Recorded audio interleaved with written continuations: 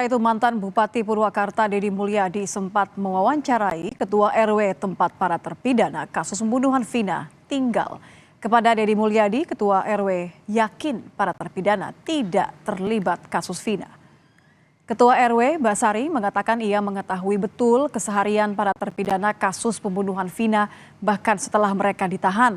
Kepada Basari, mereka menegaskan kembali bahwa mereka tidak terlibat pembunuhan Vina dan Eki 8 tahun silam. Tapi di balik itu, perilaku anak-anaknya gimana? Ya, Sepengetahuan Pak RW? Baik semua, saya tahu persis karakter anak-anak, saya tahu persis. Apalagi Dirman itu tiap duhur, asar, maghrib, saya maghrib itu warung. Dia berjamaah tiap sholat di musola yang tadi pagi sholat. Makanya begitu saya dengar seperti itu, saya nggak percaya. Tapi Dirman itu paling gampang ngaku loh. Dia mohon maaf, katanya anaknya itu ada keterbelakangan. Terbelakangan. Secara pribadi saya nggak yakin bahwa anak-anak saya itu melakukan hal yang biadab dan bahkan di luar kemanusiaan. Tapi warga memang mereka seakan kayak emosi ke saya. Nih saya minta kejujuran kalian. Bener nggak kalian melakukan hal yang tidak manusiawi? Berarti wabas beli percaya nih isun ada mengkono. Beli usamene. Nah, demi Allah, demi Rasulullah. Terusin Pak ngomong bahasa Cirebonnya. Iya, jadi saya tuh bener-bener Pak Ya, itu bahasa Cirebonnya. Iya. Opo mangkene apa? Nah, berarti wabas bakal beli percaya aja mene maning. Bakal wabas beli percaya bahwa isun melakukan. Nah, kemudian setelah saya Pak RT 4 Pak Nano sama Pak Haji datang ke lapas. Kemudian menanyakan ke mereka-mereka bahasanya sama. Apa saja sebenarnya yang diceritakan para terpidana kasus pembunuhan Vina setelah mereka ditahan? Kita sudah bergabung bersama Ketua RW tempat tinggal para narapidana kasus pembunuhan Vina. Ada Pak Basari. Selamat malam Pak Basari. Malam Pak, apa yang buat Bapak begitu yakin berkali-kali mengatakan bahwa para terpidana yang Anda bilang kenal secara personal, mereka tidak terlibat kasus Vina? Nah, saya jujur warga asli, saya pribumi di kampung ini, kemudian setiap hari mereka itu saya tahu kepribadiannya, bahkan yang tadi saya katakan Dirman, dia itu benar-benar anak yang taat, anak yang patuh, setiap salat waktunya tepat, kemudian selalu berjamaah. Kemudian musola itu kebetulan posisinya di sebelah utara warung saya, Bu.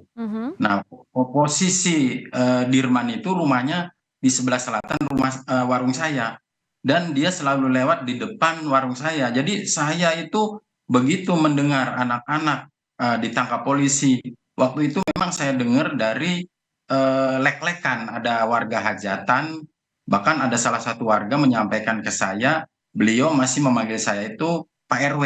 Pak RW dengar enggak itu anak-anak pada ditangkapin polisi. Siapa? Ini. Saya nggak yakin. Itu pukul berapa Pak? Berapa lama setelah penangkapan?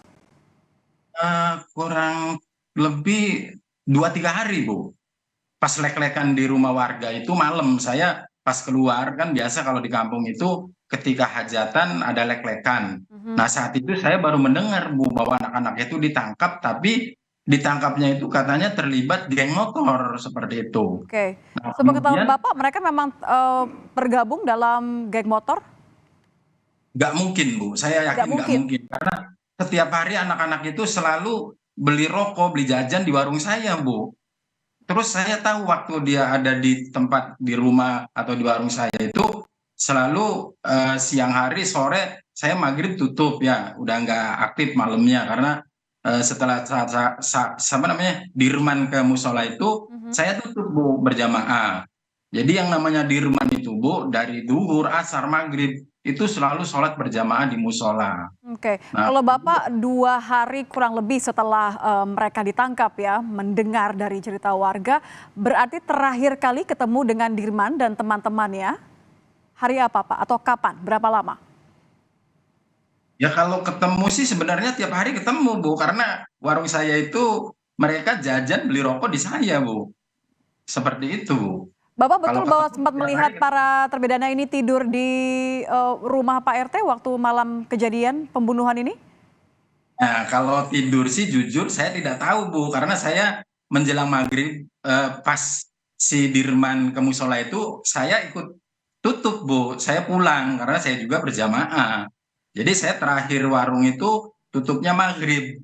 Jadi untuk malam harinya saya nggak buka warung itu Ini warung milik Bapak tapi posisinya depan rumah Pak RT ya Pak ya? Bu, persis depannya. Persis depannya. Tapi malam itu tutup sehingga Bapak tidak tahu bahwa mereka ada di mana ya malam itu ya? Tidak tahu sama sekali, tidak tahu.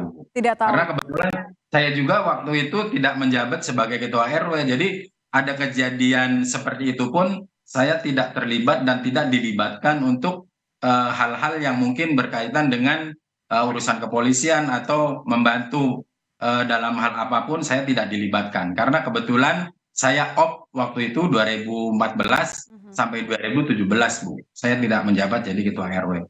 Oke, kalau keseharian Bapak tadi menyebut kenal betul mereka bahkan tidak tergabung dalam geng motor ya, Bapak yakin sekali ya? Yakin sekali, karena latar belakang mereka saya tahu Bu.